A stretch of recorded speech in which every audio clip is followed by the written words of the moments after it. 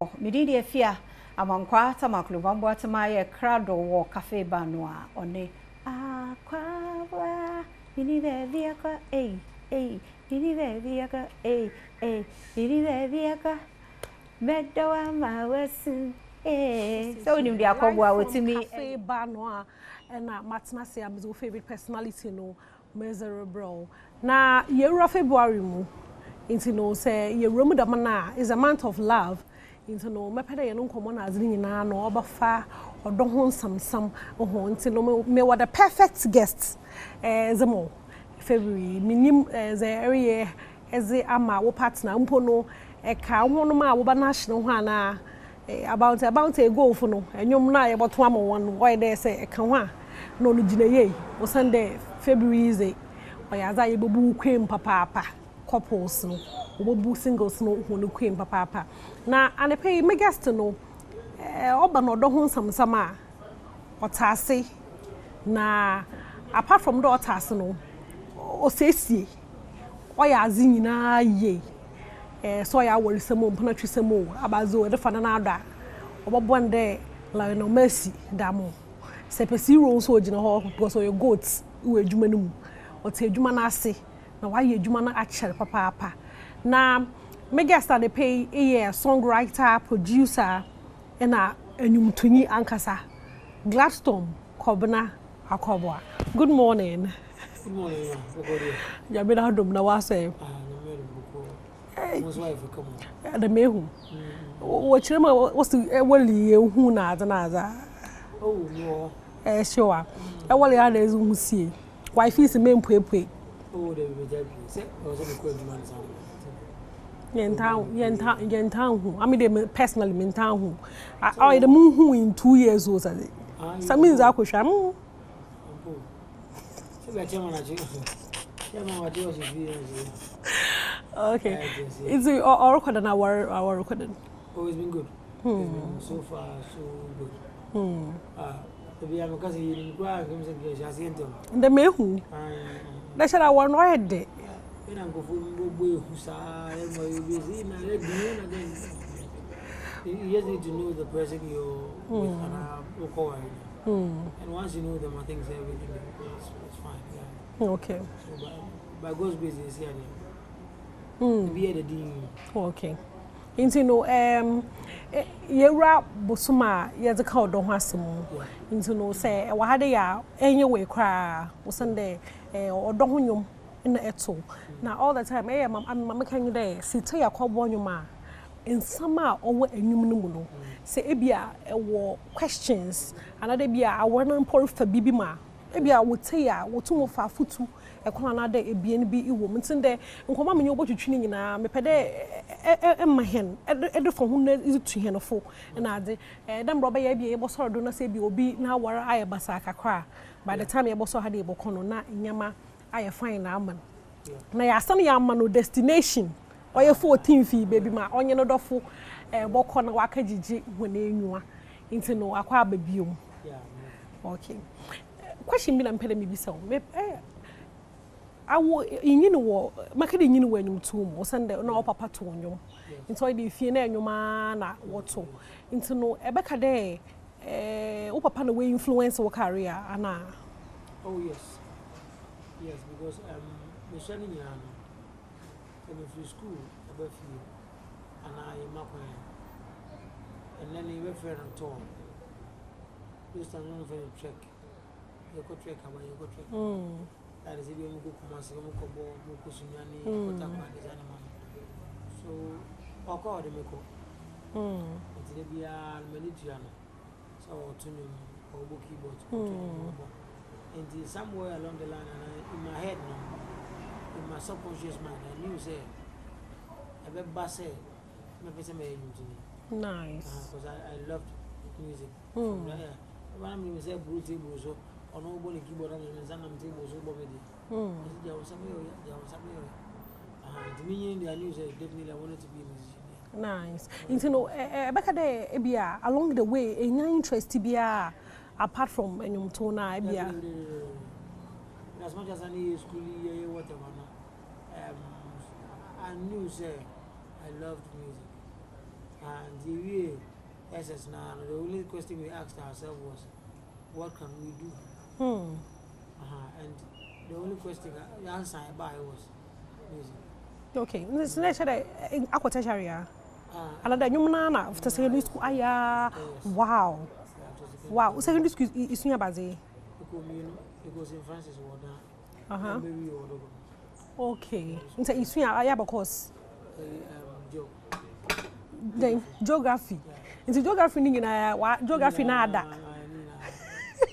They are two, you know, they are two o'clock. You are happening as well every day. And you know, every school one and against each other. After I do not say you as if I didn't with my family. And the only answer that came was music.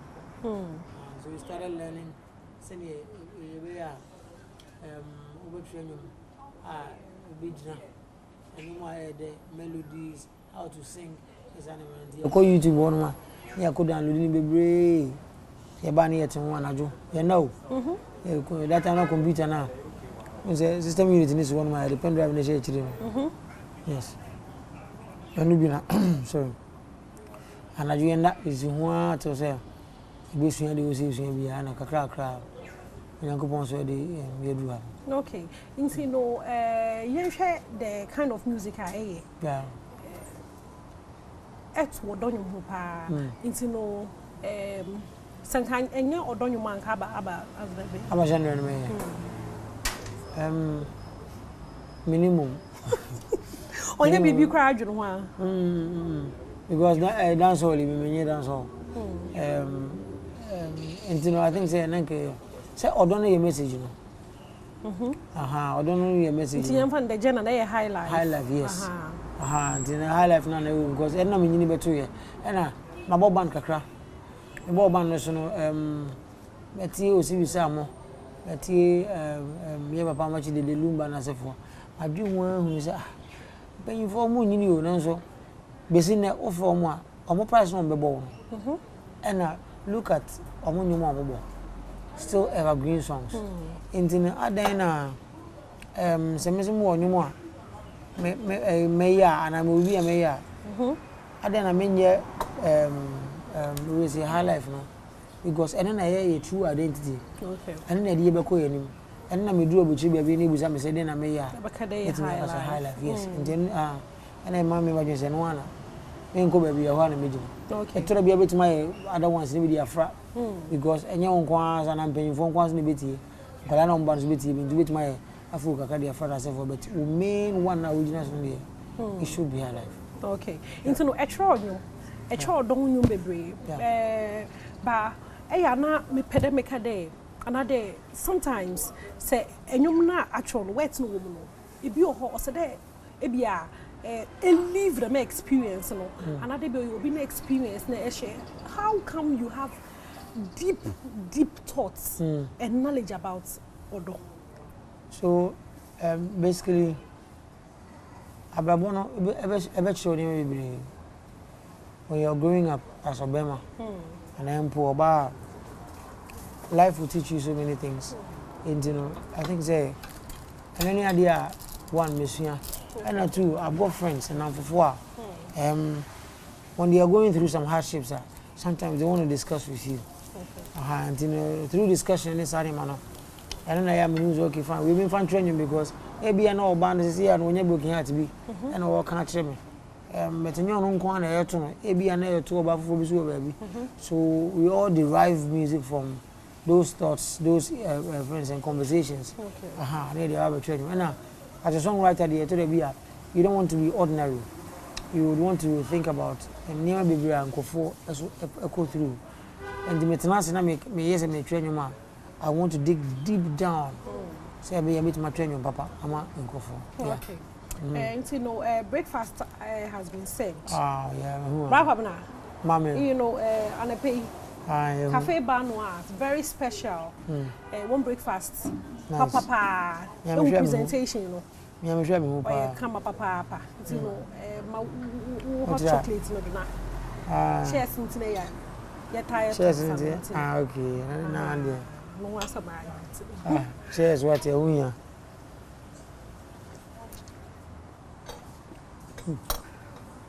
Okay. Cafe bar no for here that wanna say. Say bibi the man. Joe police station in Chanwana. But now also by Josie. Aye. More. But Ozzy. No kind of butcher were very surprised. You know, Brana was so by Josie or Hanty. But not yet kissing in any years. Martin, I'm one behind. Martin. Into no. For Ame, Ebia, I hope I am Aldom, me too, minimum personally. Yeah. Me who wage my beno, me who most may wage my nazi. And me feel the air natural. Yeah. Been every had all your life cramp, and shadan any other thing apart from music. Yeah. A butumai. Yeah. Into know how much of effort I was not hearing to make this shame is to pull up those beautiful songs na in my hand. Another mpono them beautiful performances maza by shades of lava but before that no the way it pull them performances the way it pull how much of effort because does it come naturally in as much as natural no, you still have to put in effort in fact more effort because so 1 year okay it's going to be ordinary and so, all years of love concert. At the end of the year for an idea all year too much, I was set with the show. I want to ask something in the and as all your live performance in the cinema now. They are very, very important. So, you don't take so many things for granted. And then you put in lots of effort. Say, a shall see, you see, general open, a shall say, you're rehearsing for Shades of Love concert. So, imagine, say, every Wednesday, Thursday, and Friday, Wednesday, Thursday, and Friday. 8 hours, Wednesday, Thursday, Friday, rehearsing for Shades of Love. Okay. But what I say, so there's a lot of effort goes into, like going to performances, arrangements, other songs. Like every song that must come after every song. No? You need to think about it, make sure because you do more, maybe an up-tempo song, Akwaboah, you do more low, and also arranges every fit. And some performances no edu. Okay. And a lot of effort goes into it. Okay. Who of you own that because during how the performances go, where you will stand, what you will say, if you want to add other songs to it, how you want to do it, Nina is a factor. Okay. And lots of effort goes into it. Yeah. So I can sikawo and two edumanu. Oh, nyamiado sikawo. Eh ni na una wo so hu se ne abaye no. Ena people perception be say and obo na onya kakra wait my because what na for beba and then people spend money overdoing things but we obi a onida from na person obo bra kakra bi a binya bia no we di BBC obeto ni ma yie okay say be ya nkoba say what na bi won akwa kwotire wa na say we di wie no scan won do o pe for asan ko bon tin fe wa na me say onye show bi anase neje utia na and the anyum days ka wo o sha say you spend a lot what you say okay and I say me try video and it's not costing me anything men can too much but above 100 to 80 to 100,000 yeah wow. For one video per so when you're investing it is too much but returns no so when you da ho you make your money yeah. See, a business, apart from business, and you make business. Yeah, people think that idea and no bit my a side business. No. It's a full-time job that needs your full attention. And you know, Yamiwa don't know unya. Bibi kakrana fedi o pese o extend ko bibi a shop bi and baby and bit my no be at na no hwema.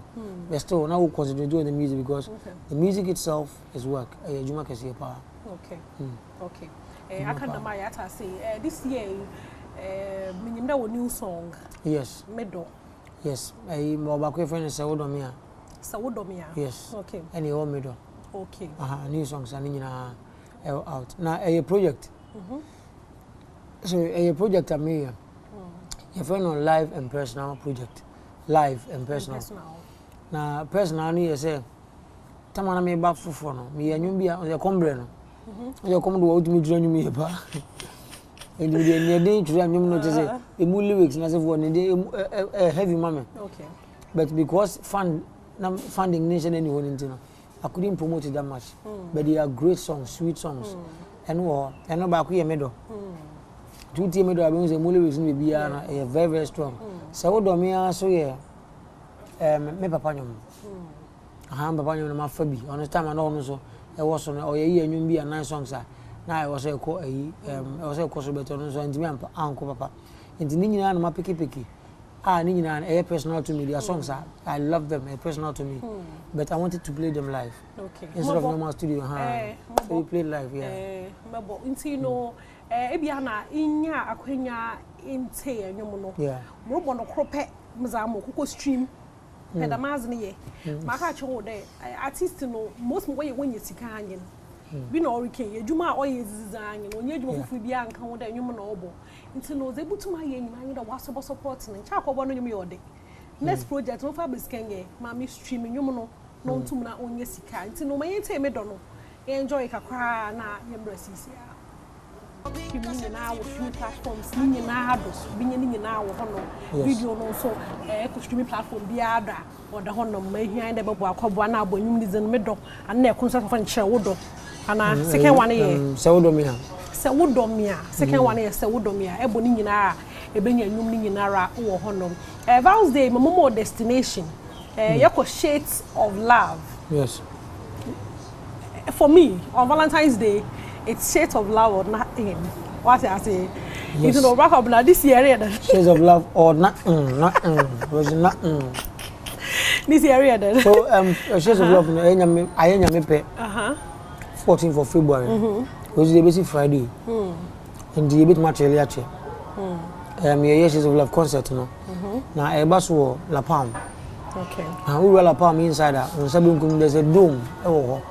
I have friend of the Palms Convention. The Palms Convention. Yeah, the Palms Convention. Oh, bet you La Palm.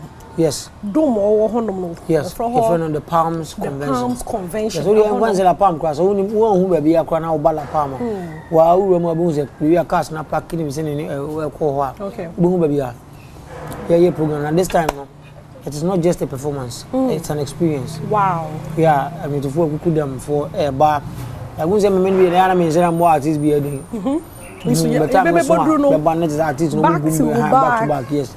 And money affair, money more enjoyable this animal. You know, any Friday, 14th, no. Yeah, and I messed it will be so your banner will fear a patch of show Kunabufu. 15 days, 14th, no, boy. And show boy before who couldn't send a before because the before one here or devil forever. And you obey part so as man was over kind of before and 14th of February, but you see giddy. And I so tour tickets and so your number to dial. Your number be about star 714 star 2020 hash. Star 714 star 2020 hash. And say, oh, table so abeto a, opposite table la. Your number be abefre 0246 another 466 770 0246 another 466 770. And your regular tickets I go for 300 Ghana cedis. And your VIP I go for 500 cedis. Okay. Your VVIP I 750 cedis. Wine kakra. Finger foods kakra. It's always a delight. And every performances no so any performance be keke. Or you come and come and watch Akwaboah perform live. Na beza dance. Mama the girlfriend or hallelujah. Amen. Before I go, how far can you go for love? How far? I can go that far for love. That far, would you lose your life for life? For love, sorry. Jesus Christ did. Indeed. So you can lose your life. Yeah, why not? He did, so why not? What's your definition for losing your life? Indeed. You're from there. Maybe I'm Robabofi, our wife. Now, watch your trace down today. You or your wife, or Kukura, Bajiwuna, na wife will leave her. Okay, oh, Nigeria moving in the Beman bit my German. India moving on bit much baby. It's glass storm coming out of one. I wish your papa that the pay Abaka is or had a Jamisha of Papa. And shades of love. Oya 14 for hona ye nyina yeroko na make how there Joy Prime phone so worry most photogenic couple into no butum na enye wo partner etwa picture na is a send the number 055 15775 oh there be mama say na mani bi mfa mo 055 157 5757 055 1575757 the best send the number na we post at two social media handles no do into no our ibinya the most likes no na che don ho na one picture no why feel ye papa we be celebrate one or kwanso nkodo into no worship when there couples and koko 12 and we be lucky na wetum na we celebrate one or your vows day yi one shows no do so baba wa baka one love story na ze we be play games bibia fefefel 14 fi onya sam kakraba into no bomozenara na nyu wodof montwa picture na won fan to honom na make e wo de Adom FM so worry bibi son kokra Valentine's Day yi za yezere bade ho a wala yin ohuni da se pede ye celebrate wodofo zema wa mebe yin nyina de eboto onjom na kan wo dofo no ho asam kakra na eza chwe hen na eza send hen they throughout day no ye bo advert no ti ho na fa number na kam na aka bi voice notes asend a voice note aka bi afa wodofo no ho na etum na eza asend ya to nyom bomoze na to nyom no onfo ho voice to nyom no na yentum na yen celebrate awo no nye wodofo or Val's Day you was surprised bi packages no or brutal pa trust me you know for who gym but maka to ye ko shades of love wo lapam you know won share hen wo honom happy birthday so onko ma Calvin Jijom Anyana Vobalu Vobalu neba boy happy birthday to you son yami show na onyo kesi de ebeye kesi pa na mami chia Elise Germany Düsseldorf Orisham sweet lovely girl Elise Michio live from Ghana oye wobe Kofi Ampedu neba lovely daughter wobe Kofi Ampedu neba also on the TV no ho orihwe hen into no mami chia no kwanso kodo back office minchio wobe Kofi Ampedu also ochio papa into no me de besi ha nyame ya adoma ye basa na ye hia ho no bo so momo mamutum ze yibe obed no onye OPD nyame hia ho no wo studio ho no nyina no nyame hia ho nyina makra ho nyame ya adoma ye basa na ye hia